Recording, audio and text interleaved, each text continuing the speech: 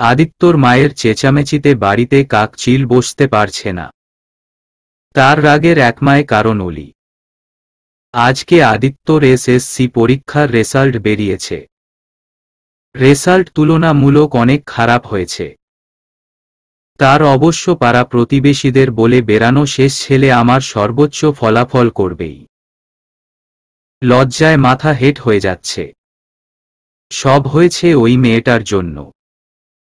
যে মহিলা কোনো দিনও ছেলেকে ধমক দিয়ে কথা বলেনি সে আজ আদিত্যকে আচ্ছা মতো বকছে।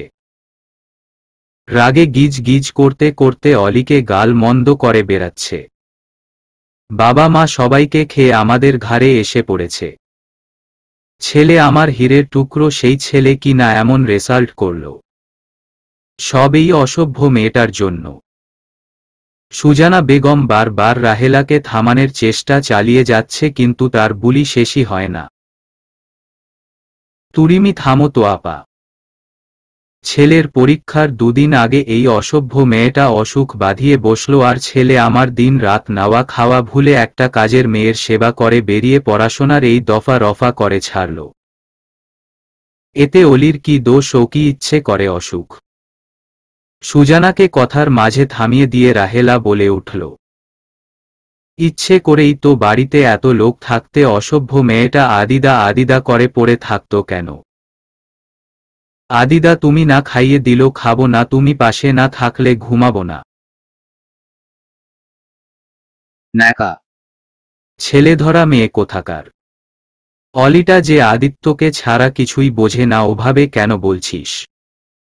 আর ওরা দুজনই তো ছোট। কেন বলছি বুঝতে পারছো না? এইটুকু বয়সেই ছেলেটাকে এভাবে বশ করেছে, তাহলে ভাবো বড় হলে এ মেয়ে কি করবে? না না, আমার ছেলেকে আমি কিছুতেই এখানে রাখব না। এই মেয়েকে আমার ছেলের আশেপাশেও আসতে দিব না, কখনো না। কথাগুলো বলেই চলে গেল আদিত্যর মা। প্রথমে কথাগুলো গুরুত্ব না দিল, ওপরে জানতে পারে হ্যাঁ সত্যি রাহেলা আদিত্যকে নিয়ে চলে যাবার প্ল্যান করছে। বাড়ি শুদ্ধ এত লোক মিলেও আদিত্যর মাকে আটকাতে পারেনি। আদিত্যর দাদিও বাড়ি নেই। আদিত্য নিজেও মায়ের সাথে পেরে উঠেনি। কারণ আদিত্যর মায়ের এক কথা, আর আদিত্যও তখন ছোট। আদি হয় তুমি আমার সাথে এখান থেকে পাপার কাছে যাবে, না হয় আমি ওই কাজের মেয়েটাকে ঘাড় ধাক্কা দিয়ে বাড়ি থেকে বার করে দিব, তোমার দিদুনও কিছু করতে পারবে না। না মোম, অলির তো কেউ নেই, ওকে বার করে দিল ও কোথায় যাবে? যেখানে খুশি যাক, তাতে আমার কি? মোম প্লিজ, আমি খুব ভালো করে পড়ব। নেক্সটে এমন কখনো হবে না। প্লিজ মোম প্লিজ, আমি অলিকে ছাড়া যাব না। নো বেটা, হয় তুইম পাপার কাছে বিদেশ চলে যাবে, না হয় অলি এই বাড়ির বাহিরে, সিদ্ধান্ত তোমার। তুইম যথেষ্ট বড় হয়েছ, আশা করি ভেবে ওর দিবে। যাব আমি পাপার কাছে। আমার গুড বয়। আদিত্যর চলে যাওয়াটা মেয়েটা কিছুতেই মানতে পারছিল না। আদিদাকে ছাড়া অলি একেবারে অচল। অলি যতবারই আদিত্যকে আটকাতে যেত, বারবারই আদি অলিকে বিভিন্নভাবে অপমান করত। তারপর বিদেশ যাওয়া আগে পর্যন্ত দিন 10 আদি এ বাড়িতে ছিল, কিন্তু একদিন ও অলির সাথে কথা বলে নিয়ে অসুস্থ মেয়েটা বারবার ছুটে যেত, কিন্তু আদি ঘরে দরজা বন্ধ করে বসে থাকত। অহনা এতক্ষণ অবাক হয়ে সুজানার কথা শুনছিল।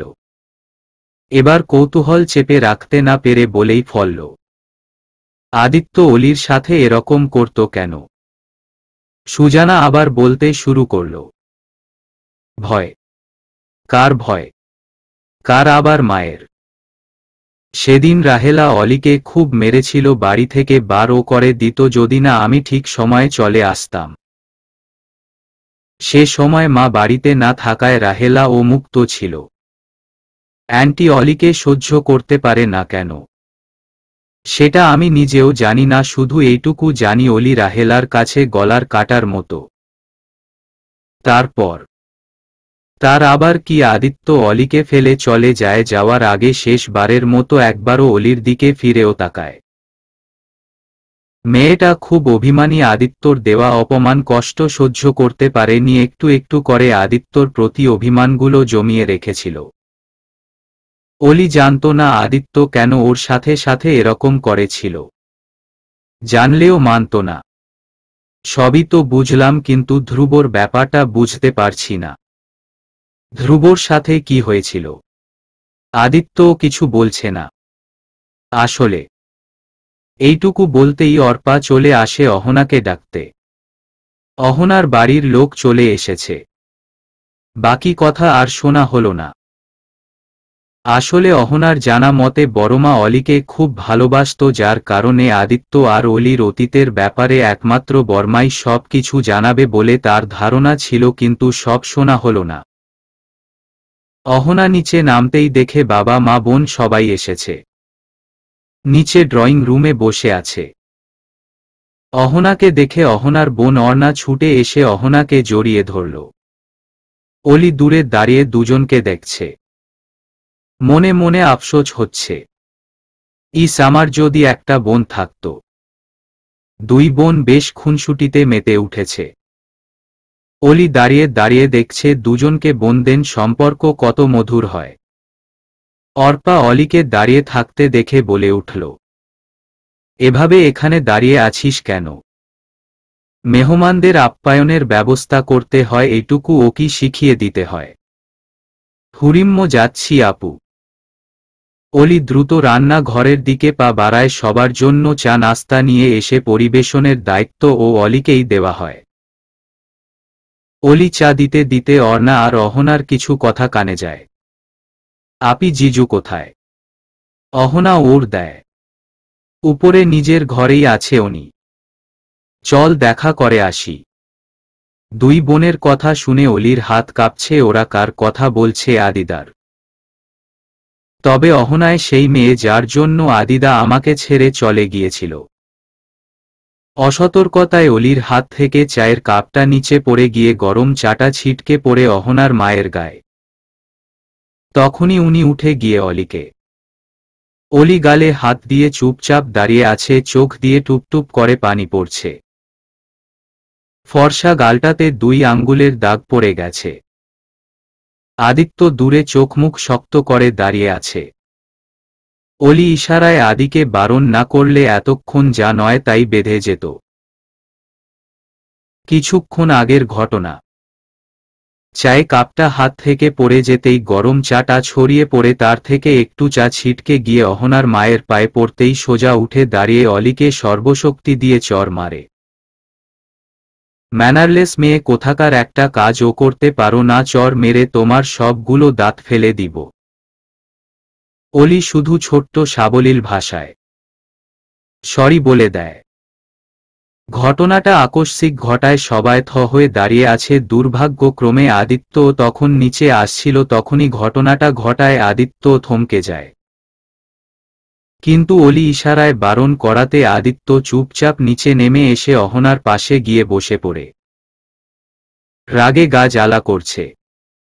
ছেলেও মন মায়ের চেয়ে ভালোকে বুঝে রাহেলা করা গলায় অলিকে বলে দেয়, যা হয়েছে হয়েছে, এগুলো পরিষ্কার করে এখান থেকে যা। করছি। অলি কাচের টুকরোগুলো তুলে পরিষ্কার করতেই অহনার মা বলে উঠে, এই মেয়ে আমার পায়েও তো চা ফেলেছ, এটাও মুছে দাও। এবার আদিত্য রাগের চরম সীমায় উঠে গেছে। আদিত্য বলে উঠে, হ্যাঁ জানা যা, পায়ে জুতোটাও পরিষ্কার করে দে, পারলে তোর শাড়ির আঁচল দিয়ে মুছে দে। অলিহা করে আদিত্যর মুখের দিকে তাকিয়ে আছে। কি হলো দে, এভাবে তাকিয়ে আছিস কেন? অলি আদিত্যর কথা মতো শাড়ির আঁচল দিয়ে অহনার মায়ের পা মুছে দেয়। আদিত্য আর সহ্য করতে পারছে না এই অপমান। একটা মেয়ে কি করে পারে এত কিছু নিতে? কষ্ট হয় না ওর? আদিত্য উঠে হন হন করে বাহিরে চলে যায়। পেছনে থেকে অহনা এত ডাকলেও আদিত্য কোনো সাড়া নেই। সেই দুপুর গড়িয়ে সন্ধে নেমে এলো, কিন্তু আদিত্যর কোনো খবরই নেই। সেই দুপুরে বাড়ি থেকে বেরিয়েছে, এখনো বাড়ি ফেরা নামই তো নেই। সবাই খেয়ে দিয়ে মুভি ডিনারের প্ল্যান করছে, এদিকে অলি অপেক্ষা করছে আদিত্যর জন্য। বিকেলে বাড়ি শুদ্ধ সবাই শপিংয়ে বেরিয়ে যায়। উদ্দেশ্য হলো শপিং করে মুভি দেখে রাতের খাবার খেয়ে অহনাদের বাড়িতে উঠবে। সেখানে নাকি কি সব আয়োজন আছে যার আগা মাথা অলি বা আদিত্য কেউই কিছু জানে না। আজকে তাদের বাড়িতে ফেরার সম্ভব না নেই। আদিত্যর ফোন বন্ধ থাকায় যোগাযোগ হচ্ছে না। বাড়িতে কেউ নেই, বড়মা আর অলি আছে। প্রায় রাত 9টায় অলি খাবার সাজিয়ে বড় মার ঘরে গিয়ে খাবারটা দিতে গেলে অলিকে দেখে বড় মা রাগে ফুঁসে উঠল। তোকে না আমার ঘরে আসতে বারণ করেছি? না মানে তোমার খাবার? তুই ভাবলি কি করে তোর ছোঁয়া খাবার আমি খাবো? এরম করছো কেন? জানিস না কেন করছি? লজ্জা করে না এই মুখ নিয়ে সামনে দাঁড়াতে? ছি অলি, ছি। বিশ্বাস করো বড় মা, আমি কলঙ্কিনী নই, আমি কোনো পাপ করিনি। বড়মা অলির চোখের দিকে তাকিয়ে আছে। মেয়েটার চোখে মুখে শুদ্ধতার ছোঁয়া কই? এ মেয়ে কখনো এত বড় পাপ করেই পারে না। আর যদি করেও থাকতো তাহলে এত জোরাজোরির পরও মিথ্যে বলতে পারত? তাও কোথাও একটা কিন্তু নামক প্রশ্ন চিহ্ন থেকেই যায়। অলি কাঁদতে কাঁদতে বড় মার ঘর থেকে বেরিয়ে যায়। অলি অলি শোন, সত্যিটা বলে যা, সবাইকে এভাবে অন্ধকারে রাখিস না। অলি অলি আর পিছনে ফিরে তাকায় না। যাদের আপন জন মানত তারাই তো আর চায় না, বিশ্বাস করে না। তাহলে কিসের পিছুটান? কিসের বন্ধন? কিসের সম্পর্ক? কোনো দাম নেই এসবের। অলি ছাদের মাঝখানে চুপচাপ দাঁড়িয়ে আছে। বৃষ্টির ফোঁটাগুলো অলির শরীরটা সম্পূর্ণ ভিজিয়ে দিয়েছে। সমস্ত রাগ অভিমান সবগুলোকে মিলে মিশে একাকার করে দিচ্ছে। অলি চিৎকার করে বলছে, ও বৃষ্টি, তুমি ঝরে যাও, মুছে দাও আমার সমস্ত কলঙ্ক, তোমার সাথে করে নিয়ে যাও আমাকে। এই কষ্ট, এই অপমান আমি চাই না। আর পারছি না, দয়া কর আমাকে। বৃষ্টি, তুমি শুনতে পাচ্ছ? তোমার মেঘের ভেলায় ভাসিয়ে নিয়ে যাও আমাকে অন্য জগতে। অনেক দূরে, যেখানে আমাকে নিয়ে প্রশ্ন করার মতো কেউ থাকবে না। যেখানে সব মানুষই সমান, মানুষে মানুষে কোনো ভেদাভেদ থাকবে না। কথায় আছে, দুজন ভালোবাসার মানুষের হৃদয়টা নাকি এক সুতোয় গাঁথা থাকে। ভালোবাসতে হলে হৃদয়ের টান লাগে। আদিত্য ভেতরটা কেমন ছটপট করছে অলিকে এক পলক দেখার জন্য, তাই কোথাও না দাঁড়িয়ে সরাসরি বাড়ি চলে এসেছে। এত ঝড় বৃষ্টি ও আদিত্যকে আটকাতে পারেনি। বাড়ির বাকি লোকেরা অহনাদের বাড়িতে। এত বৃষ্টির মধ্যে আদিত্য ভিজে গেছে, কোনো রকমে পোশাকটা পাল্টেই অলির ঘরের দিকে হাঁটা শুরু করে। একরকম ছুটে গিয়েই দেখে অলি ঘরে নেই, ঘরটা ফাঁকা। তাহলে বড় মার ঘরে? কই না তো, বড় মা কাঁথা মুড়ি দিয়ে ঘুমিয়ে আছে। উনি ঘুমের ওষুধ খেতে অভ্যস্ত, তাই গভীর ঘুমে মগ্ন। অলি তো এখানেও নেই। তাহলে সারা বাড়ি খোঁজা শেষ, কোথাও খুঁজে পাচ্ছে না। এত সময় মেয়েটা কোথায়? তার উপর এত বৃষ্টি। আদিত্য বুকটা ধুক করে উঠল। তাহলে কি আমি যা ভাবছি তাই? কি মনে করে এক ছুটে আদিত্য ছাদে চলে গেল। ছাদে যেতেই দেখে ঠিক ছাদের মাঝখানে নীল শাড়ি পরে মেয়েটা চিত হয়ে পড়ে আছে। চোখে মুখে সরাসরি বৃষ্টি ফোঁটাগুলো পড়ছে। শাড়িটা ভিজে গিয়ে সারা শরীরে লেপ্টে আছে। অলির মুখটা দেখা যাচ্ছে কেমন ফ্যাকাশে হয়ে গেছে। বেশিক্ষণ বৃষ্টিতে ভেজার কারণে এই দশা। একেবারে সাদা ধবধবে রক্ত শূন্য দেখাচ্ছে। আদিত্য মূর্তির মতো দাঁড়িয়ে আছে, মাথা কাজ করছে না। দূরে কোথাও প্রচণ্ড জোরে বিদ্যুৎ চমকাতেই আদিত্যর ধ্যান ভাঙল। একরাশ আলো অলির উপর পড়েছিল। এতটুকু আলোতে অলির মুখটা ঝলমল করে উঠেছিল। অলিকে ভয়ঙ্কর রকম সুন্দর লাগছে। আদিত্য দ্রুত গিয়ে অলিকে কোলে তুলে নিল। অলি গায়ে হাত দিতেই আদিত্য কেঁপে উঠল। সারা শরীর সাদা হয়ে গেছে। শরীরটা যেন বরফের মতো ঠান্ড হয়ে আছে। শরীরে কোনো জোর নেই। আদিত্য সেখানে না দাঁড়িয়ে দ্রুত অলিকে ঘরে নিয়ে আসে। আদিদা, আমাকে একটু আদরের ভালোবাসা দিবা? না না, ভালোবাসার আদর দাও না গো। অলির এমন আজগুবি কথায় আদিত্য চোখ বড় বড় করে তাকিয়ে আছে। জ্বরের ঘোরে মেয়েটা ভুল বকছে। একটু আগে ছাদ থেকে এনে কোনো রকমে ভেজা পোশাকটা পাল্টে দিয়ে একটা কম্বল দিয়ে জড়িয়ে দিয়েছে। শরীরটা একেবারে বরফের মতো ঠান্ডা ছিল। মেয়েটার কোনো সেন্সই তো ছিল না, বরং মাঝে মাঝে দমও আটকে আসছিল। তবে আল্লাহর অশেষ রহমতে এখন একটু ভালো আছে। একটু আগেই কোনো রকমে অলিকে জাগিয়ে ওষুধ খাইয়েছে, এখন মাথায় জল পট্টি দিয়ে দিচ্ছে। খুব রাগ হচ্ছে অলির উপর, এভাবে কেউ বৃষ্টিতে ভিজে অসুস্থ না হলে এখনই তুলে আগে দুটো চর মারত আদিত্য। তারপর কথা। মেয়েটা একেবারে ভয় পাইয়ে দিয়েছিল। কি সব আজগুবি কাজ করে কে জানে। একেবারে বাচ্চামো যাকে বলে। অলির কথায় হুঁশ ফিরে আদিত্যর। কি হলো, চুপ করে আছো কেন? আদিদা, দাও না আদরের ভালোবাসা। আহ, অলি মাথা খারাপ হলো নাকি? চুপ করে শুয়ে থাক। দেবে না তো? কথাটা বলেই বাচ্চাদের মতো ঠোঁট ফুলিয়ে কেঁদে দেয়। আচ্ছা আচ্ছা দেব। দেবে কিন্তু কোথায় দেবে? কোথায় দেব মানে? মানে এখানে গালে, না এখানে কপালে, না এখানে ঠোঁটে? তুমি এখানেই দাও, ঠোঁটে। তোমার ঠোঁটটা না খুব মিষ্টি, তুমি জানো? আদিত্য হা করে তাকিয়ে আছে। জ্বরের ঘোরে পাগলামো করার স্বভাব মেয়েটার সেই ছোটবেলা থেকেই আছে। কি সব বলছে? কি হলো, দাও। আচ্ছে দেব, আগে এই যে এই ওষুধটা খেয়ে নে, তারপর এমমম হুমমম, আগে আদর। বেশ কাছে আয়। নাও নাও, এসেছি, এবার দাও। আদিত্য অলিকে আস্তে করে কাছে টেনে এনে কপালে একটা চুমু একে দেয়। এটা কি হলো? আমি বুঝি এটা চেয়েছি। Shaw Shaw. এটাই তোর আদরের ভালোবাসা।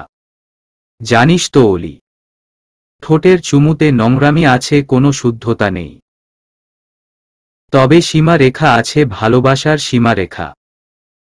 তবে কপালের চুমুতে ভালোবাসা বেড়ে যায়। এই ভালোবাসায় শুদ্ধতাও থাকে। এই সদ্য ভালোবাসার কোনো সীমারেখা থাকে না। অসীম পর্যন্ত এর বিস্তৃতি। এর মাঝে শুধু ভালোবাসা বাসি। আদিত্যর কোনো কথায় অলির মাথায় ঢুকছে না কি বলছে কে জানে। অলি চুপচাপ ওষুধটা খেয়ে আদিত্যকে জড়িয়ে কম্বল মুড়ি দিয়ে আদিত্যর বুকের উপর শুয়ে পড়ে। এই একটা জায়গা ছিল অলির কাছে সবচেয়ে শান্তির স্থান। অলি যখনই অসুস্থ হতো আদিত্য এভাবেই বুকে করে নিয়ে রাখত। আদিত্য অলির মাথায় বিলি কাটছে। কতদিন পর অলিকে এভাবে কাছে পাওয়ার সুযোগ হল। ঝড়ের মাত্রা বেড়ে গেছে, জানালা দিয়ে শো শো করে বাতাস আসছে। আদিত্য অলিকে বালিশে শুয়ে দিয়ে জানালার বন্ধ করতে উঠে যায়। এইটুকু সময়ে মেয়েটা ঘুমিয়ে পড়েছে। জানালার কাছে যেতেই দূরে কোথাও খুব জোরে বাজ পড়ে এক রাশ আলোর ঝলকানি অলির মুখে পড়েছে। কি মায়াবী লাগছে ওকে, ঠিক সেদিনের মতো। আদিত্যর চোখ যায় দূরের সেই শিমুল গাছটার দিকে। মনে পড়ে যায় সেদিনের কথা। আদিত্য অলির সম্পর্কে সাথে বৃষ্টি অদ্ভুত একটা যোগসূত্র রয়েছে।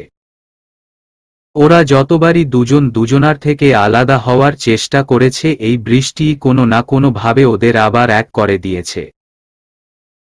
সেদিনও ছিল এমন বৃষ্টি মুখর একটা দিন। আদিত্য প্রায় 9 বছর পর গ্রামে ফিরছে দিদুনের কাছে, তবে চুপি চুপি। আদিত্য, দিদুন বা অন্য কেউ এই ব্যাপারে কিছুই জানে না। উদ্দেশ্য সবাইকে চমকে দেওয়া অলিকেও। কিন্তু দুর্ভাগ্যক্রমে গ্রামের রাস্তায় গাড়িটা নামতেই ঝুম বৃষ্টি শুরু হয়ে গেল। এত ঘোর বিপদ। কোনো রকমে গাড়িটাকে ঘুরিয়ে বাড়ির রাস্তায় আনতেই চোখ যায় বিধ্বস্ত রাস্তার দিকে, একেবারে কাদায় গিজ গিজ করছে। আদিত্য কোনো রকমে গাড়িটা পাশে রেখে বৃষ্টি মাথায় হাঁটতে শুরু করে বাড়ির পথে। কোনো রকমে বাড়ির দরজার কাছে আসতেই আদির চোখ যায় বাড়ির বাগানে শিমুল গাছটার নিচে 3 জন মেয়ে ইচ্ছে মতো বৃষ্টিতে ভিজছে আর লাফালাফি করছে। তাদের মধ্যে অলিও ছিল। আদিত্যর চোখ যায় এক পায়ে বেশ চওড়া নুপুর পরা একটি মেয়ের দিকে। ওটা অলি ছিল। অলিকে চিনে নিতে আদিত্য বেশি বেগ পেতে হয়নি। আদিত্য একটু একটু করে অলির কাছে এগিয়ে যাচ্ছে, কিন্তু এতে অলির বিন্দু মাত্র ভুরুক্ষেপ নেই। সে তো মনের সুখে নেচেই চলেছে।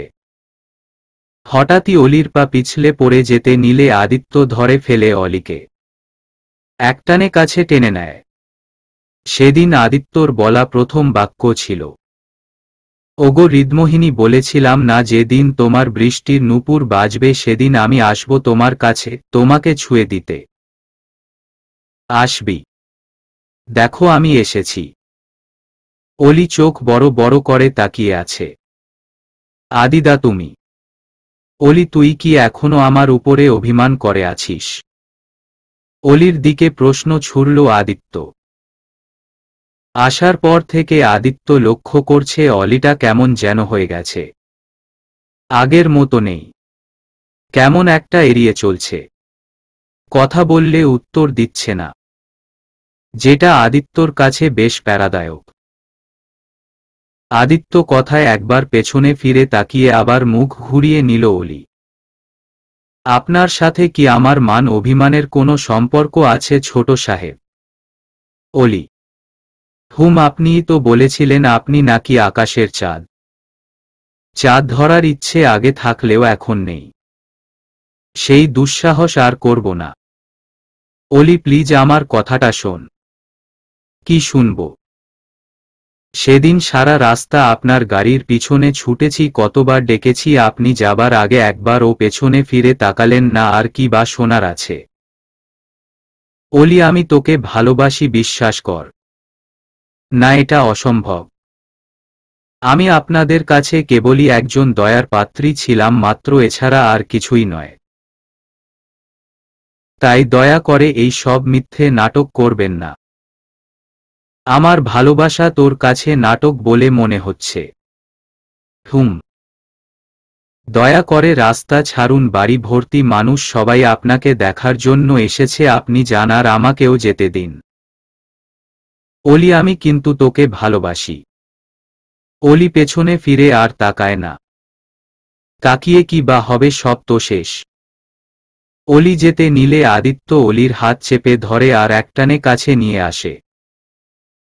কি করছেন কি, দয়া করে আর নাটক করবেন না।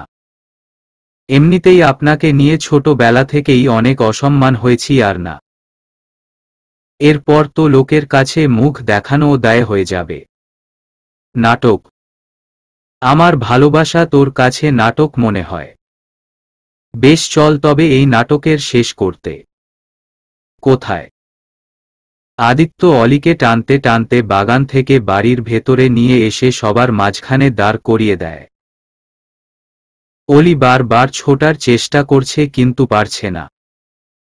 আজকে চৌধুরী বাড়িতে লোকজনে ভরা। সবাই আদিত্যর জন্য এসেছে। আদিত্য এমন ব্যবহারে সবাই অবাক হয়ে তাকিয়ে আছে। অলির তো কেঁদে দেওয়ার জো। সবাইকে একটা কথা স্পষ্ট করা প্রয়োজন। আমি আদিত্য চৌধুরী সবার সামনে বলছি, অলিকে আমি ভালোবাসি আর আমি এই অলিকে বিয়ে করতে চাই। আদিত্য মা সহ উপস্থিত সবাই চোখ বড় বড় করে তাকিয়ে আছে। ছেলেটা কি বলছে কি? আদিত্য কাউকে কিছু বলতে না দিয়ে নিজেই বলে উঠল, আমি শুধু আমার সিদ্ধান্ত জানিয়েছি। কারো অনুমতি চাইনি, তারপরও যদি কারো কোনো অসুবিধা থাকে তাহলে আমি অলিকে নিয়ে বাড়ি ছেড়ে চলে যাব। সেদিন আদিত্যর জেদের কাছে সবাই হার মেনেছিল, অলি নিজেও। তবে কিছু মানুষের মুখে মধু থাকলেও অন্তর ভর্তি থাকে বিষে। এখানেও এমন অনেক মানুষই ছিল, কিন্তু তাদের মুখ দেখে বুঝার জো নেই। দূরে দাঁড়িয়ে একজন শুধু তাকিয়ে তাকিয়ে দেখছিল। চোখে পানি ছলছল করছে, তবুও মুখে প্রশান্তির হাসি। লোকটি আর কেউ নয়, ধ্রুব। ধ্রুব সম্পর্কে আদিত্যর চাচাতো ভাই, তবে নিজের নয়। আদিত্য অলিকে ছেড়ে চলে যাওয়ার পর মেয়েটা একেবারে ভেঙে পড়েছিল। তখন ধ্রুবই ছিল অলির একমাত্র ভরসার জায়গা। এভাবে দীর্ঘ দিন চলার পথে তাদের মধ্যে একটা সম্পর্ক তৈরি হলেও সেই সম্পর্ককে তাসের ঘরের সাথেই তুলনা করা যায়। অলি নিজেও জানে না সে আদিত্যকে কতটা ভালোবাসে, কিন্তু ধ্রুব তো জানে। মাঝে মাঝে অলির আদিত্যর প্রতি অনুভূতিগুলো ধ্রুবকে পোড়ালেও বাধা দেয় না, কারণ মনের কোথাও না কোথাও আশা ছিল আদিত্য নেই। সে আর কখনো অলিকে দাবি করবে না। কিন্তু সব এলোমেলো হয়ে গেল। অলি আদিত্যর সাথে ভালো থাকবে, তাই অলিকে সে বাধা দেবে না, বরং তাকে সাহায্য করবে নিজের মনকে বুঝতে। প্রায় মাঝরাতের দিকে ধ্রুব অলিকে ফোন করে। ধ্রুবর গলা পেয়ে অলির মধ্যে কেমন একটা অপরাধবোধ কাজ করতে থাকে। কান্নায় ভেঙে পড়ে সে। ধ্রুবদা, আমি এই বিয়ে করব না। আমি তোমাকে ঠকাতে চাই না। অলি, তুমি কি কথাটা মন থেকে বললে? তুমি আদিত্যকে ভালোবাসো, এটা তুমিও জানো, আমিও জানি। আমি তোমাকে ভালো। থেমে গেলে কেন?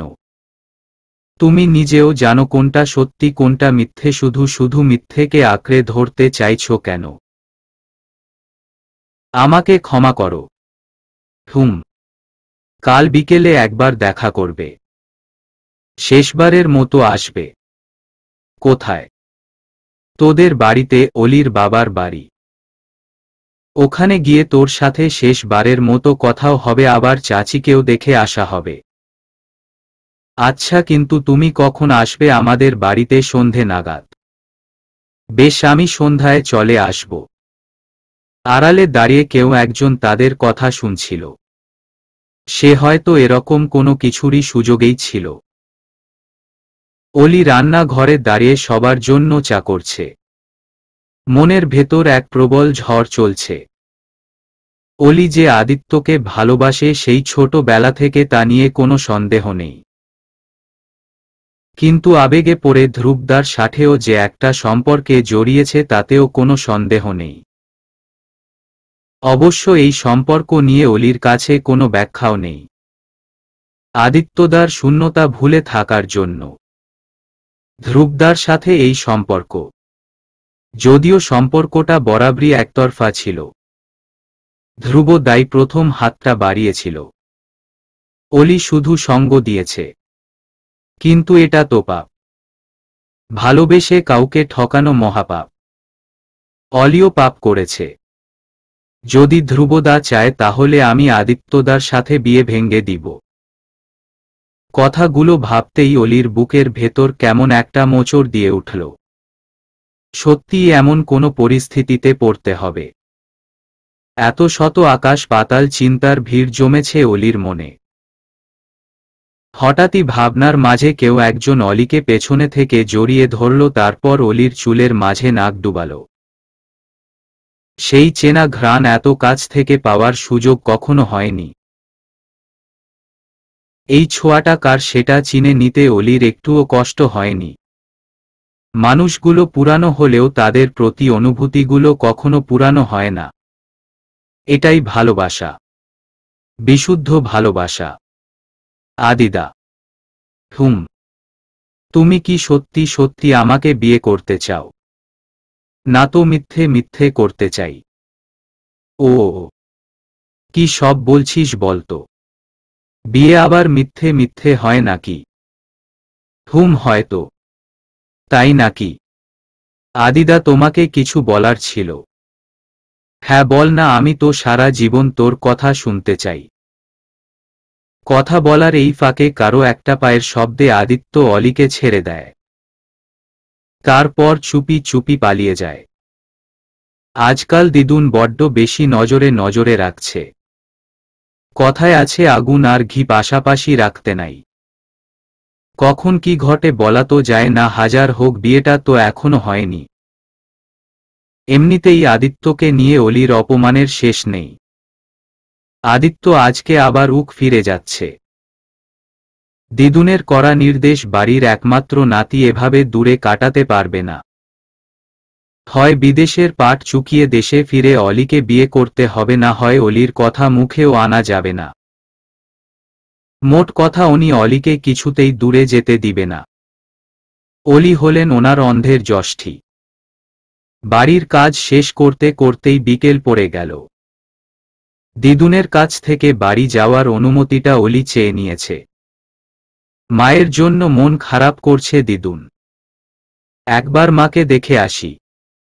বেশ তো যা, কাউকে একটা সাথে নিয়ে যা। না না লাগবে না, আমি একাই যেতে পারবো। তাড়াতাড়ি ফিরে আসিস। দুদিন পর তুই এ বাড়ির বউ হবি, কথাটা মাথায় রাখিস। হুম। আদিত্য অলির সাথে যেতে চাইলে অলি না না উহাতে বারণ করে দেয়। আদিত্য বুঝতে পারে সাথে নিতে চাইছে না, হয়তো কোনো কারণ আছে। অলির মনে কেমন একটা কু ডাকছে। এতগুলো মানুষকে এভাবে মিথ্যে বলা ঠিক হয়নি। অলি যথারীতি সবাইকে মানিয়ে নিজের বাড়ি চলে আসে। বাড়ির উঠানে দাঁড়াতেই দেখে বাড়ির দরজা হাট করে খোলা। ভেতরে কারো কোনো সারা শব্দ নেই। অলি ঘরের ভেতরে ঢুকতেই কেউ একজন দরজা লাগিয়ে দেয়। পেছনে ফিরে তাকাতেই দেখে ধ্রুব দাঁড়িয়ে আছে। ধ্রুবদা, তুমি দরজা বন্ধ করলে কেন? মা কোথায়? কেন আমাকে আর বিশ্বাস হয় না বুঝি? এক গ্রাম লোকের সামনে অলি মাথা নিচু করে দাঁড়িয়ে আছে। পাশের ধ্রুবকে ধরে রাখা হয়েছে। এই ছেলে মেয়ে দুটোর কি ব্যবস্থা করা যাবে? কি আবার করবেন? ছিছি। হ্যাঁ রে অলি, তোর লজ্জা করল না? দুদিন পর নাকি তুই চৌধুরী বাড়ির গিন্নি হবি, সেই তুই কিনা এভাবে ভর সন্ধে বেলা একটা ছেলেকে ঘরে ডেকে এনে মুখ পুরালি। অলি থম মেরে আছে কি থেকে কি হয়ে গেল। কারো কোনো কথায় মাথায় ঢুকছে না। আদিত্যর লাল হয়ে যাওয়া চোখ দুটো বারবার অলির বুকে কাঁপন তুলে দিচ্ছে। তখন অলি ঘরে ঢুকার পরই ধ্রুব দরজা বন্ধ করে দেয়। ধ্রুবদা, তুমি দরজা বন্ধ করলে কেন? কেন আমাকে আর বিশ্বাস হয় না বুঝি? ধ্রুব একটু একটু করে এগিয়ে আসছে। অলি একটু একটু করে পেছাচ্ছে। তুমি কেন আমাকে ডেকেছ?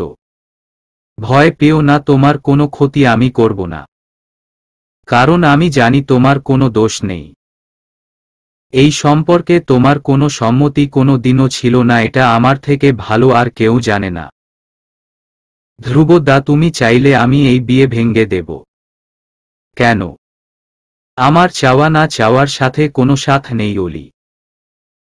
তুমি কোনো দিনও আমাকে ভালোবাসোনি। আসলে তোমার কাছে আমি বরাবরই ভালো বন্ধু ছিলাম। যে সম্পর্কের কোনো অস্তিত্বই নেই, সেই সম্পর্কের নাম নিয়ে তোমাকে অপরাধী বানাতে চাই না। আমি সত্যি অপরাধী। আমি শুধু আদিদার বদলে তোমাকে ব্যবহার করেছি। ধ্রুবদা, আমাকে ক্ষমা করো। তোমার এই ধারণা ভুল অলি। আমার জন্য তোমার মনে একটা জায়গা আছে, সেটা শুধু বন্ধুত্বর। কিন্তু আমি তোমাকে হারাতে চাই না। আমার যে কোনো মূল্যে তোমাকে চাই। আমাকে ক্ষমা করো। কথাটা বলেই ধ্রুব একটানে অলিকে কাছে নিয়ে আসে। এরপরে অলির আর কিছু মনে নেই। যখন গজ্ঞান ফিরল তখন বেশ কিছু লোক তাকে আর ধ্রুবকে ঘিরে ধরে আছে। তাদের ভাষ্য মতে তারা দুজনে নোংরামি করার সময় তারা নাকি হাতে নাতে ধরে ফেলেছে। প্রমাণস্বরূপ বেশ কিছু জঘন্য মানের ছবিও তুলে রেখেছে। আদিত্য চোখ মুখ লাল করে বসে আছে। আদিত্যর ফ্লাইটের সময় হয়ে যায়। অলির ফেরার কোনো নামই নেই। বেচারা রেগে গিয়ে শেষমেশ বেরিয়ে যায়। কিন্তু যাওয়ার পথেই আদিত্য কানে আসে অলিকে আর ধ্রুবকে নাকি এক ঘরে একসাথে পাওয়া গেছে। গ্রামের লোকজন তাদের ধরে রেখেছে। আরও কত রকমের নোংরা কথা। কথাগুলো যেন আদিত্যর বিশ্বাস হচ্ছে না। তাহলে এই কারণে কি অলি তাকে সাথে নিতে চায়নি? হতে পারে। ওই বিচার সভায় আদিত্য চুপটি করে বসে আছে। কি বলবে? যা ঘটেছে তা তো সবাই জানে, নিজের চোখে প্রমাণও তো দেখেছে। এরপর কি বা বলার থাকতে পারে? অলিকে নিয়ে এত নোংরা কথা সে কিছুতেই মানতে পারছে না। খুব কষ্ট হচ্ছে। এরকম ভরা সভায় তার পুতুল বউকে নিয়ে এ ধরনের জঘন্য মন্তব্য তাকে শুনতে এটা যেন কল্পনারও বাহিরে। রাগে শরীরে জ্বালা করছে। আদিত্য রেগে গিয়ে সবার সামনে থেকে অলির চুল ধরে টানতে টানতে বাড়ি নিয়ে আসে। আদিত্য চৌধুরীকে আটকানোর ক্ষমতা কারো নেই। ধ্রুব আটকাতে চাইলেও সাহস হয়ে ওঠে না। আদিত্য এখন একটা ভয়ঙ্কর মানুষে পরিণত হয়েছে। বাড়ি ভর্তি মানুষ সবাই থম মেরে বসে আছে। রাহেলার তো সেই এক কথা। আগেই বলেছিলাম এইসব গ্রামের মেয়েদের পেটে পেট শয়তানিতক্ষণ কেউ ঘাড়ায়নি। গাছেরও খাবে তলারও কুড়াবে। তখনই দেখতে পায় আদিত্য অলিকে এভাবে টানতে টানতে নিয়ে আসছে আর অলি ব্যথা চিৎকার করছে। আদিত্য অলিকে ঘরে নিয়ে গিয়ে দরজা বন্ধ করে দেয়। সবাই ডাকাডাকি করলেও আদিত্য একবার ফিরেও তাকায় না। আমার সাথে এরকম কেন করলি? কি কমতি ছিল আমার মাঝে যে তুই এত বড় বেইমানি করলি? বিশ্বাস করো আদিদা, আমি কিছু করিনি, আমি কিছুই বুঝতে পারছি না। আমার কথাটা শুনো। তোর মতো চরিত্রহীন মেয়ের কথা শোনার কোনো ইচ্ছে আমার নেই। অলি কাঁদতে কাঁদতে আদিত্যর পা জড়িয়ে ধরে। আদিত্য অলিকে সজোরে লাথি মেরে দেয়। অলি মেঝেতে ছিটকে পড়ে। তারপর কোমর থেকে বেল্টটা খুলে ইচ্ছে মতো আঘাত করতে থাকে। এত আঘাতেও মেয়েটা বরফের মতো জমে আছে।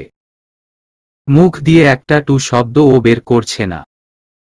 কেনই বা করবে? শরীরের চেয়ে বড় আঘাত তো সে মনে পেয়েছে। সেই আঘাতের চেয়ে বড় আঘাত আর কিছু হতেই পারে না। একটা সময় অলি একেবারে চুপ মেরে যায়। কারণ সে তো অজ্ঞান হারিয়ে ফেলেছে। আদিত্য এভাবেই অলিকে ফেলে চলে যায়। বাহিরে প্রচণ্ড বৃষ্টি হচ্ছে। আর এই বৃষ্টির মতোই অলির চোখের পানি ঝরছে। আদিত্যর করা অবহেলা না অলি তখন নিতে পারত আর না এখন নিতে পারছে। সে তো কোনো অন্যায় করেনি। আদিত্য চলে যাওয়ার পর ধ্রুব তার দিকে বন্ধুত্বের হাত বাড়িয়ে দিয়েছিল। সে শুধু তা গ্রহণ করেছে। কতটুকুই বয়স ছিল তখন। ঠিক ভুল বোঝার সাধ্য ছিল না। ধ্রুবদার মনে যদি এই থাকবে তাহলে সরাসরি বলে দিত, এভাবে সবার সামনে কলঙ্কিনী বানানোর কি প্রয়োজন ছিল। গ্রামের বড়রা মিলে সিদ্ধান্ত নিয়েছে অলি আর ধ্রুবর বিয়ে দিয়ে দেবে। ঠিক বিয়ের কিছু মুহূর্ত আগে ধ্রুবকে কোথাও খুঁজে পাওয়া যাচ্ছে না। লোকের কথা শুনতে শুনতে অলির যেন মাটিতে মিশে যেতে ইচ্ছে করছে। ভেবেছিল নিজেকে আজ শেষ করে দিবে, কিন্তু তখনই কোথায় থেকে আদিত্য চলে আসে। তারপর চৌধুরী গিন্নির আদেশে অলিকে বিয়ে করে। এত লোকের ভিড়ে একমাত্র আদিত্যর দাদি বিশ্বাস করে যে অলি এরকম কিছু করতেই পারে না। অলির চোখে আদিত্যর জন্য যে ভালোবাসা সে দেখেছে তা মিথ্যে হতে পারে না। তিনিই আদিত্যর সাথে অলির বিয়েটা দেন। তারপরেরটা সবার জানা। এবার বর্তমানে আসা যাক। অতীতের কথা মনে পড়তেই আদিত্যর চোখে পানি চলে আসে। সেই কষ্টগুলো আজও রাতে ঘুমাতে দেয় না। প্রত্যেকটা মুহূর্তে বড্ড পুরায়। বিশেষ করে বৃষ্টির রাতগুলো। কি অপরাধ ছিল যে অলি এভাবে ঠকালো? বিছানায় চোখ পড়তেই দেখে মেয়েটা এলোমেলো হয়ে ঘুমিয়ে আছে। পেটের উপর থেকে কাপড়টা সরে গিয়ে পেটে কালসিটের দাগগুলো স্পষ্ট দেখা যাচ্ছে। সেদিনের মারের দাগ এখনো রয়ে গেছে। আদিত্যর বুকের ভেতরটা মুচড়ে উঠল। মেয়েটা না জানি কতটা ব্যথা পেয়েছে, আল্লাহ একমায় জানে। যদি অলি এরকম না করত তাহলে তারা আজ আর 5টা সুখী দম্পতির মতো সংসার করত। এরকম একটা রাতে হয়তো অলিকে আপন করে কাছে পেত। হয়তো অলি আদিত্য বুকে লজ্জায় মুখ লুকিয়ে পড়ে থাকত, না হয় বুকের বা পাশে মাথা রেখে চুপচাপ ঘুমিয়ে থাকত। আদিত্য ভালোবাসার আবেশে জড়িয়ে রাখত, তারপর মাথায় আস্তে করে বিলি কেটে দিত। এরকমই একটা জীবনই তো কাম্য। সবাই তো ভালো থাকতে চায়, কিন্তু কিছুই পাওয়া হলো না। চাওয়ার তুলনায় পাওয়ার খাতায় ফলাফল শূন্য। আদিত্যর হাতটা অলির পেটে চলে গেছে। ক্ষতগুলো বেশ গভীর ছিল, তাই এখনো এতটা কালো হয়ে আছে। আদিত্যর চোখে পানি চলে এসেছে। অলির পেটে একটা চুমু এঁকে দেয়। লোকে বলে ব্যথাগুলোকে নাকি আদর দিয়ে পুষিয়ে দেওয়া যায়। আদিত্যর ছোঁয়া পেতেই অলি সাথে সাথে কেঁপে উঠে। অলির শরীরটা চুম্বকের মতো টানছে আদিত্যকে। কেমন একটা মাদকতা কাজ করছে অলির মধ্যে। আদিত্য অলির ঠোঁটে ঠোঁট মিলিয়ে দেয়। আকাশে মেঘের ঘনঘটা, দুটি হৃদয়ও মেঘ জমে আছে। বৃষ্টি থেমে গেলে আকাশের মেঘ হয়তো সরে যাবে, কিন্তু এই দুটি হৃদয়ের মান অভিমানের মেঘ কেটে গিয়ে নতুন সূর্য উকি দেবে কি কখনো? উত্তরটা জানা নেই। কিছু কিছু প্রশ্নের ওর সময়ের উপর ছেড়ে দিতে হয়। সময় বলে দেয় কখন কোনো দিকে মোড় নিতে হবে। প্রায় ভোরের দিকে আদিত্য চোখ খুলে তাকাতেই দেখে অলি একদম মুখের উপর ঝুঁকে উবু হয়ে ড্যাব ড্যাব করে তাকিয়ে আছে। অলিকে এভাবে তাকিয়ে থাকতে দেখে একরকম ভরকে যাওয়ার মতো অবস্থা। এভাবে দেখছিসটা কি? আদিদা, তোমার জামা কোথায়? আমার জামা মানে তোমার জামা আমার গায়ে কেন? সেটা তো তুই ভালো বলতে পারবি। জামাটা তো এখন তোর গায়ে, তাই না? আমি কি করে বলবো? এই ঘরটা ও তো তোমার। আমি এখানে কি করে এলাম? হেঁটে হেঁটে? না, আমি হেঁটে হেঁটে আসিনি। তাই? হুম। আদিদা, তুমি কি কাল কিছু করেছ? কি করব? না মানে ওই যে ওই সব। কি সব? যা বউ বরের মধ্যে হয়। করলে দোষ কি? আমরা তো বউ বড়ই, তাই না? তুমি কি সেই সম্পর্ক মানো? আমি না মনলেই কি সম্পর্ক মিথ্যে হয়ে যাবে? কথাটা শুনে অলির মুখটা বাংলা পাঁচের মতো হয়ে গেল। তার মানে তুমি? হাহা। ভয় নেই, কাল বৃষ্টিতে জামাগুলো ভিজিয়ে বসেছিলি, তাই শুধু পাল্টে দিয়েছি। ব্যাস এইটুকুই। ও, কিন্তু তুমি কিছু দেখোনি তো? না। এমনিতেও আমার রুচি এতটাও নিচে নামেনি যে একটা অচেতন মেয়েকে থাক সেসব কথা। আদিদা। হুম। না কিছু না। আমি বাহিরে যাচ্ছি, তুই ফ্রেশ হয়ে নে। কথাটা বলে আদিত্য আর এক মুহূর্ত দাঁড়ায় না। অলি তাড়াতাড়ি উঠে গোসল সেরে নেয়। জ্বর ছেড়ে গিয়ে শরীরটা যেন ঘামে চিটচিটে হয়ে গেছে। এ বাড়িটাতে আসার পর থেকে কেমন একটা বন্দি জীবন হয়ে গেছে। এরকম একটা ঝলমলে ভোর, এক কাপ চা হাতে ছাদে গিয়ে হাঁটাহাঁটি করলে মন্দ হয় না। এতে মনটাও শান্ত হবে। অলি যথারীতি রান্না ঘরে গিয়ে এক কাপ চা করে ছাদে চলে আসে। মাথায় এখনো ভেজা তোয়ালেটা পেঁচানোই আছে। অলি ছাদে রাখা ছোট্ট টেবিলটাতে চায়ের কাপটা রেখে মাথা থেকে তোয়ালেটা খুলে চুলগুলো পিঠে এলে দেয়। ভেজা চুল দিয়ে টপ টপ করে পানি পড়ছে। ওই ছাদে একপাশে যে আরও একজন ব্যক্তি দাঁড়িয়ে দাঁড়িয়ে তার কর্মকাণ্ডগুলো লক্ষ্য করছে, সেদিকে বেচারির কোনো খেয়ালই নেই। হুট করে পেছনে ফিরতেই শাড়ির সাথে পা পেঁচিয়ে একেবারে উবু হয়ে পড়তে নিলে কেউ একজন অলির কোমর জড়িয়ে ধরে। আদিদা, তুমি? হুম, ভূত দেখার মতো চমকে গেলি মনে হয়। না আসলে তুমি তো ছাদে আসো না, তাও আবার এত সকালে, তাই একটু অবাক হলাম। ও, যেটা পারিস না বারবার সেটাই করিস কেন? কোনটা? শাড়ি পরা। এক্ষুনি না ধরলে একেবারে মুখ থুবড়ে পড়তি। ও আসলে আজকে খুব শাড়ি পরতে ইচ্ছে করছিল, তাই পরলাম। কেন, আমাকে ভালো লাগছে না? অলি আজকে সাদার মধ্যে হালকা গোলাপি রঙের শাড়ি পরেছে। তার উপর আবার কোমর ছাড়িয়ে যাওয়া ভেজা চুল বাসাতে দুলছে। এটা তো সেই শাড়িটাই যেটা দিদুন তোকে দিয়েছিল। হুম, শাড়িটা বেশ মানিয়েছে অলিকে। চোখ মুখ জুড়ে এক স্নিগ্ধতা বিরাজ করছে। আদিত্য অলির দিকে এক পলক তাকিয়ে শুধু একটা মলিন হাসি দেয়। তারপর মুখ ঘুরিয়ে নেয়। দূর থেকে একটা গাড়ি বেশ দ্রুত গতিতে বাড়ির দরজা দিয়ে ঢুকছে। পেছনে আরও একটা গাড়ি।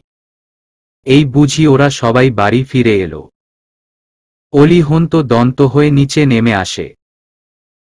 আসার আগে চুলগুলো গুটিয়ে মাথায় কাপড়টা টেনে দেয়, বলা তো যায় না কে কি ভেবে বসবে।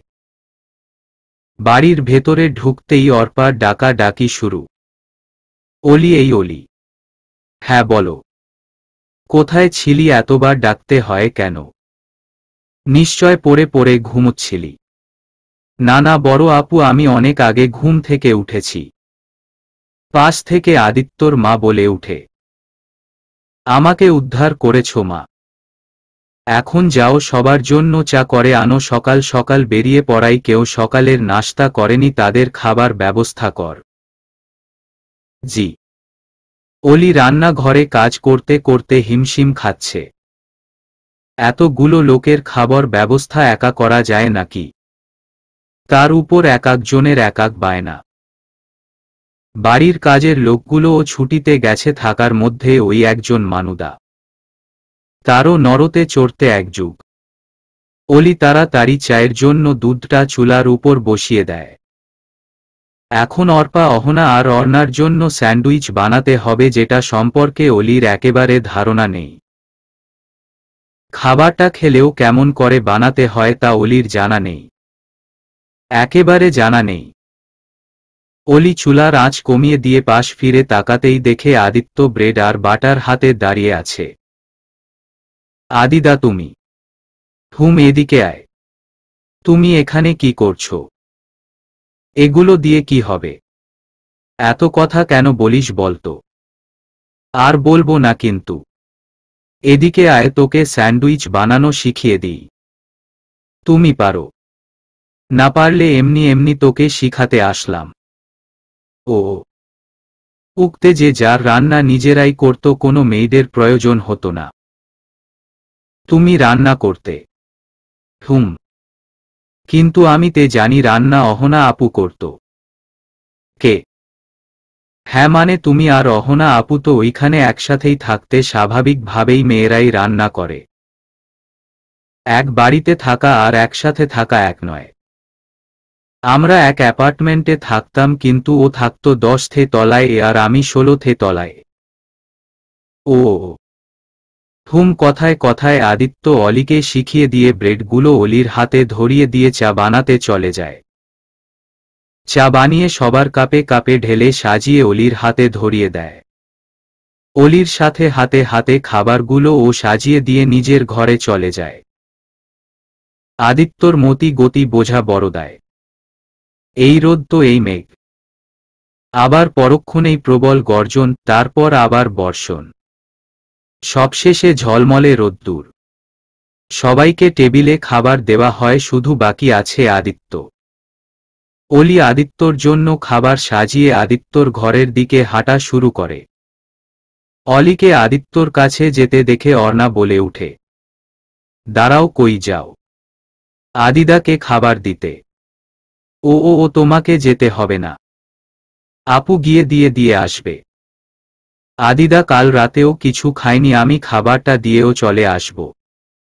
নুনের জিজুকে খাবারটা আপিয়ে দিবে, তুমি তোমার কাজ করো। অলি চুপচাপ মাথা নিচু করে দাঁড়িয়ে আছে। আজ অধিকার থাকলেও তা খাটানোর উপায় নেই।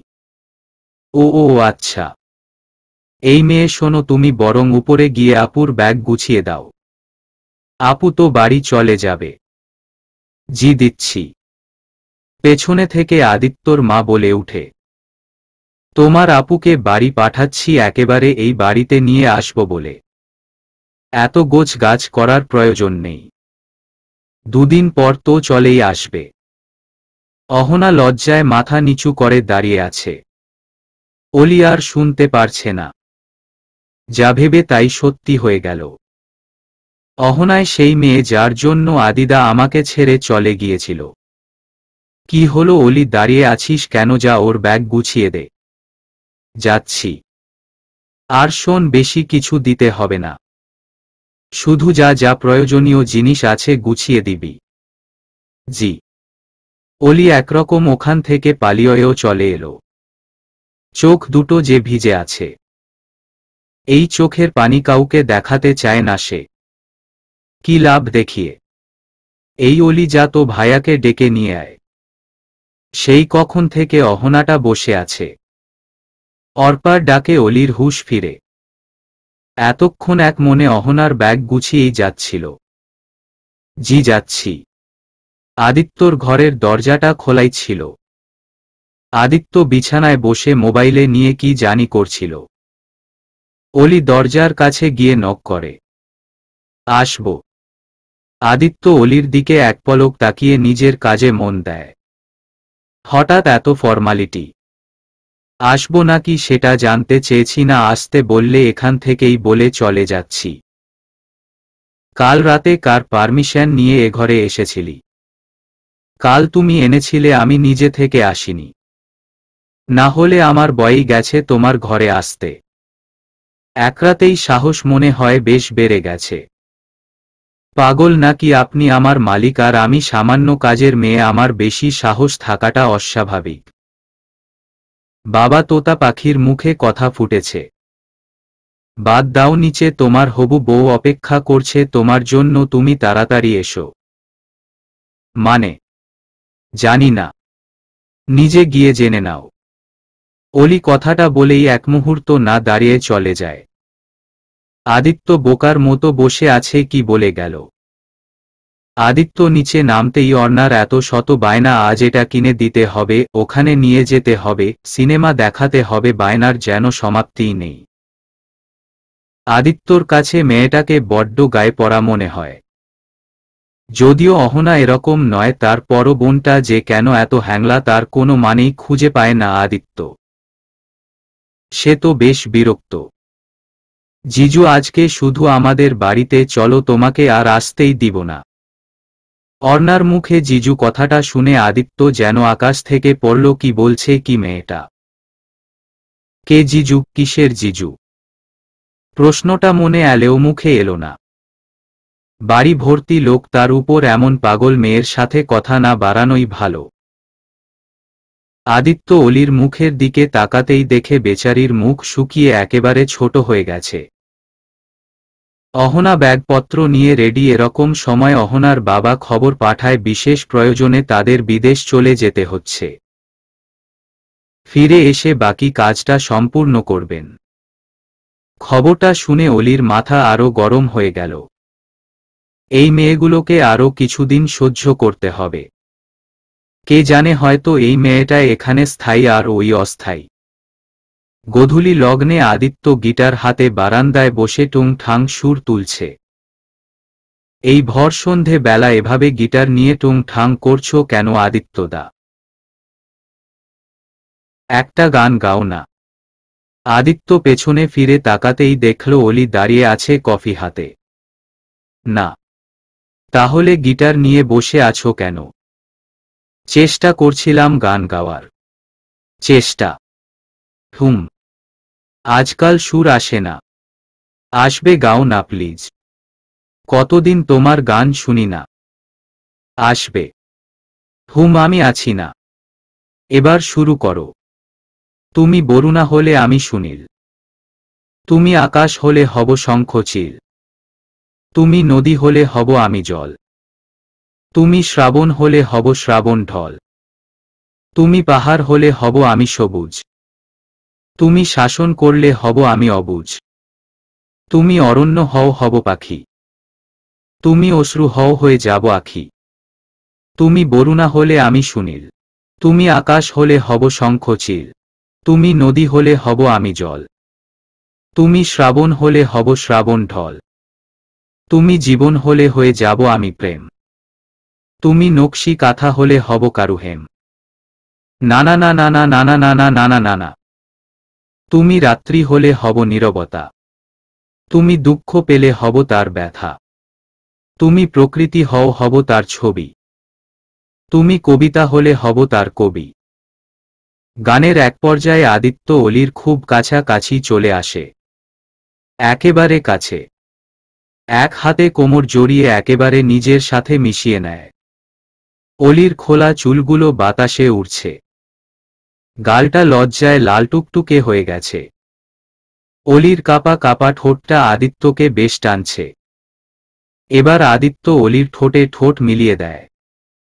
পেছনে থেকে অর্ণা সব লক্ষ্য করছিল। এসব মেনে নেওয়া যায় না। রাগে গজ গজ করতে করতে আদিত্যকে ডাক দেয় অর্ণা। অর্ণার ডাকে হুঁশ ফিরে দুজনের। অলি রীতিমতো অপ্রস্তুত হয়ে গেছে। কি জানি কি বলবে। জিজু, তোমার সাথে দুদিন পর আমার আপুর বিয়ে, আর তুমি কিনা একটা কাজের মেয়েটার সাথে এসব ছিছি। অর্ণা, মুখ সামলে কথা বলো। কি মুখ সামলাবো? তোমাকে তো আমি ভালো মনে করেছিলাম। তুমিও তো দেখছি এ যুগের ছেলেদের মতোই। আর এই মেয়ে লজ্জা করে না? একেই তো এ বাড়িতে কাজ করতে এসেছ, তার উপর আবার মালিককেই পটানোর ধান্দা। লজ্জা করে না? বাজাইরা মেয়ে কোথা। বাকি কথা আর বলতে পারেনি আদিত্য অলরেডি অর্ণার গালে একটা চড় বসিয়ে দিয়েছে। তোমাকে সাবধান করছি, আর যাকে নিয়ে যা খুশি বল, ওকে নিয়ে একটা কথাও হবে না। কিন্তু তুমি সব সীমা পার করে ফেলেছ। বেচারি অর্ণা গালে হাত দিয়ে কেঁদেই যাচ্ছে। ভাইয়া, তুমি আমাকে মারলে, আমার আপু জীবনটা এভাবে নষ্ট করলে কেন? সে তো তোমাকে নিয়ে স্বপ্ন দেখছে। অর্ণা, তুমি ছোট মানুষ, যা জানো না তা নিয়ে কথা বলবা না। অর্ণা কথা না বাড়িয়ে কাঁদতে কাঁদতে নিচে চলে যায়। তার ধারণা সত্যি হয়েছে। এই ছোটলোক মেয়েটা জিজুকে রূপের জালে ফাঁসিয়েছে। শুধু কি রূপ দিয়ে, নাকি অন্য কিছু? না না, এটা সম্ভব না। এর একটা ব্যবস্থা করতে হবে, না হলে আপুর ক্ষতি হবে। এদিকে অলিও কাঁদতে কাঁদতে নিজের ঘরে চলে যায়। সত্যিই তো সে উড়ে এসে জুড়ে বসা একটা পাখি মাত্র, যার কোনো মূল্য নেই এ বাড়িতে। কথাগুলো ভাবতেই অলির বুক ফেটে কান্না আসে। বিছানায় উবু হয়ে অলি কান্না জুড়ে দেয়। এমন সময় অলির ফোনটা বেজে উঠে। প্রথমবার না ধরলে পরের বার আবার বেজে উঠে। এবার অলি বেশ বিরক্ত হয়ে ফোনটা কানে ধরতেই অপর প্রান্ত থেকে কারো কণ্ঠ ভেসে আসে। হ্যালো, কেমন আছো অলি? কণ্ঠটা শুনেই অলি কেঁপে উঠে। কক্ষে। কেন চিনতে কষ্ট হচ্ছে? কেন অলি, চিনতে কি খুব কষ্ট হচ্ছে?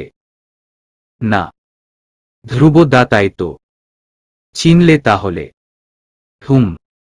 আমার সাথে এরকম কেন করলে ধ্রুবদা? কই কি করেছি? কিছুই করিনি। তাই নাকি? আমি জীবিত থাকা অবস্থায় আমার ভালোবাসাকে অপবিত্র করতে পারবো না। তাহলে সব কিছু নাটক ছিল? এইসব নাটকের মানে? জানি না, তবে এইটুকু জানি, আমি যা করেছি তোমার ভালোর জন্য করেছি। ভালো থেকো।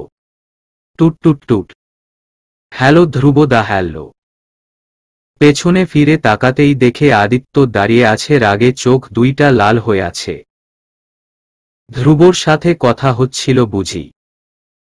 মানে কি মানে করছিস? বিয়ের আগে তো দিব্য সব চালিয়েছিস, এখনো দেখছি সমান তালে চালাচ্ছি। লজ্জা করে না তোর? কি বলছো কি এগুলো? যা সত্যি তাই বলছি। এটি যদি প্রেম ছিল তাহলে রাত কাটিয়ে ছেড়ে চলে গেল কেন? তোমার মাথা খারাপ হয়ে গেছে। যার বউয়ের চরিত্র এমন, তার মাথা খারাপ না হয়ে পারে?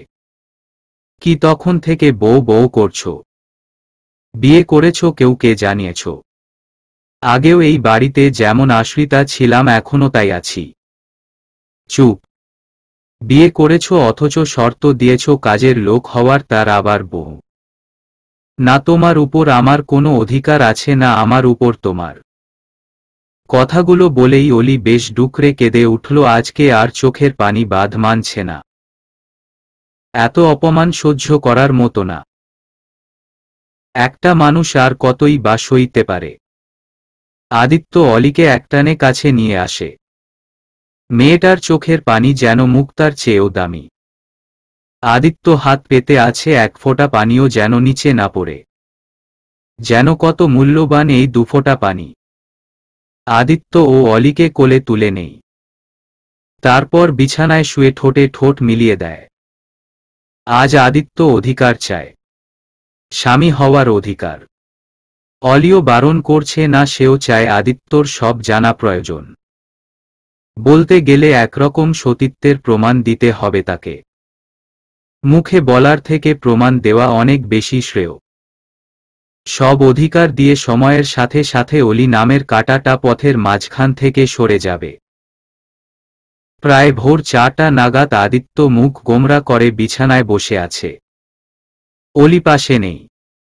অলি যে কখন পাশ থেকে উঠে গেছে বেচারা বুঝতেও পারেনি।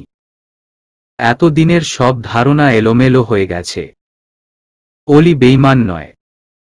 সে অন্য কারো কাছে নিজের সতীত্ব বিসর্জন দেয়নি। অলিকে এই সব নিয়ে না জানি কত অপমানই করেছে সে। কথাগুলো ভাবতেই দরজা খোলার শব্দ হলো। আদিত্য পাশ ফিরে তাকাতেই দেখে অলি গোসল করে এসেছে।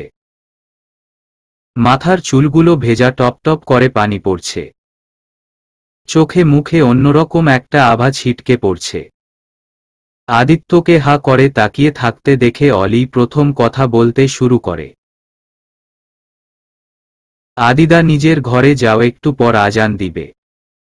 অলি আমাকে। বললাম তো নিজের ঘরে যাও, তোমাকে কেউ এ ঘরে এভাবে দেখলে কথা তো আমাকেই শুনতে হবে। কিসের কথা? তুই আমার বিয়ে করাবো। ঘরে যাও। অলি, আমার কথা। তুমি ঘরে যাবে নাকি আমিই চলে যাব? আদিত্য মাথা নিচু করে ঘর থেকে বেরিয়ে যায়। সত্যি কি কিছু করার আছে? আদিদা, অহনা আপু খুব ভালো, বিয়েটা করে নাও। আদিত্যকে পেছনে থেকে ডেকে কথাগুলো বলে মুখ ফিরিয়ে নেয় অলি। অলি, ভালো থেকো। অলি মুখের উপর ধাম করে দরজা বন্ধ করে দেয়। আদিত্য মূর্তির মতো দাঁড়িয়ে আছে। কি ভেবেছিল আর কি হলো? মেয়েটাকে কলঙ্কিনী বলে না জানি কত কথায় শুনিয়েছে। কত শত বাজে কথা। ছি, সবই মিথ্যে। মনে মনে একরকম অনুতাপ কাজ করছে। সব রকম বিবেচনা করে আদিত্য এটাই ঠিক করে কাল বাড়ির সবাইকে অলির সাথে বিয়ের কথা জানিয়ে দিবে। এভাবে সবাইকে অন্ধকারে রাখা যাবে না। সব ভুলবুঝাবুঝির সমাপ্তি ঘটাতে হবে। অলির চোখ দিয়ে পানি পড়ছে। আদিত্যর সাথে এটাই হতো শেষ দেখা। আর কখনো দেখতে পাবে না। হয়তো সে অহনাকে বিয়েও করে নেবে। নিক না, তবুও সুখে থাক। অলি খাতা কলম নিয়ে চিঠি লিখতে বসে যায়। আদিদা, তোমাকে কি বলে শুরু করব জানি না। আমি আসলে তোমার কে প্রশ্নটার উত্তর আজও আমার জানা নেই। যেদিন প্রথম তুমি আমার দিকে হাত বাড়িয়েছিলে সেদিন তুমি ছিলে আমার বন্ধু। আবার যখন যখন যখন তুমি আমাকে সবার থেকে আগলে রাখতে তখন তুমি ছিলে আমার সবচেয়ে বড় ভরসার জায়গা। এই ধরো, যখন মনের সব কথা বলতাম তখন তুমি আমার বেস্ট ফ্রেন্ড। তোমাকে নিয়ে সেই ছেলেবেলায় একটা নিখুঁত সমীকরণ তৈরি করেছিলাম। সব সমীকরণ এলোমেলো হয়ে গেল যখন তুমি আমাকে একা ফেলে চলে গেলে। সেই তোমাকে তখন পৃথিবীর সবচেয়ে স্বার্থপর বলে মনে হয়েছিল। দিনের পর দিন তোমার জন্য অপেক্ষা করেছিলাম, তুমি আসনি। যখন এলে সব মান অভিমান ভুলে তোমাতেই হারিয়ে গেলাম। কিন্তু আমার কি আর সেই সুখের কপাল? সেই তোমার চোখে অসতী হয়েই গেলাম। তবে বিশ্বাস করো, আমার মধ্যে কোনো পাপ নেই। সেদিন কি হয়েছিল সবটাই বলতে চেয়েছিলাম, তুমি শুনতে চাওনি। আজ হয়তো প্রমাণ পেয়ে গেছো আমি অসতী নয়। ধ্রুবদাকে নিয়ে কিছু বলার নেই। আজ আর কিছুই বলতে চাই না। তুমি ভালো থেকো। অহনা আপু খুব ভালো মেয়ে। তোমার সাথে বেশ মানায়। বাড়ির সবাইও এটাই চায়। যে সম্পর্কের কথা কও জানে না তা কাউকে জানানোর দরকার নেই। ভালোবাসি তোমাকে, খুব ভালোবাসি। আমার বেঁচে থাকার জন্য তোমার এক রাতের ভালোবাসাটাই যথেষ্ট। ইতি। তোমার নোলক বউ। চিঠিটা বিছানার একপাশে রেখে অলি ছাদে চলে আয়। বাকি সময়টা ছাদেই কাটাবে। এই একটা জায়গা যেখানেই অলিরা নিজেদের অস্তিত্বকে অনুভব করে। খোলা আকাশের নিচে প্রাণ ভরে নিঃশ্বাস নিতে পারে। আর তো মাত্র কিছু সময় তারপর আদিত্যর ঘুম ভেঙ্গে দেখে 11:25। সেই তখন এসে বিছানায় গা এলিয়ে দিতেই ঘুমিয়ে গেছে, বুঝতেও পারেনি। তবে এত বেলা হয়ে গেল, অলি এখন চা নিয়ে এলো না। তবে কি রেগে আছে? হয়তো। মেয়েটা যে বড্ড অভিমানী। ঘুম থেকে উঠেই ওয়াশরুমে গোসলে চলে যায়। শরীরের কিছু কিছু জায়গায় বেশ ধরছে। ও এগুলো তো লাভ সাইন। অলির নখের আঁচড়ের দাগ। কাল রাতের কথা মনে পড়তেই আদিত্যর মুখে হাসি ফুটে ওঠে। ফ্রেশ হয়ে নিচে নেমে দেখে বাড়ির পরিবেশ বেশ থমথমে। বর্মার চোখ মুখ ফুলে গেছে। বোধহয় বেশ কান্নাকাটি করেছে। আদিত্য কাছে আসতেই বড়মা আদিত্যকে ধরে কেঁদে দেয়। বাবা অলি, চলবে।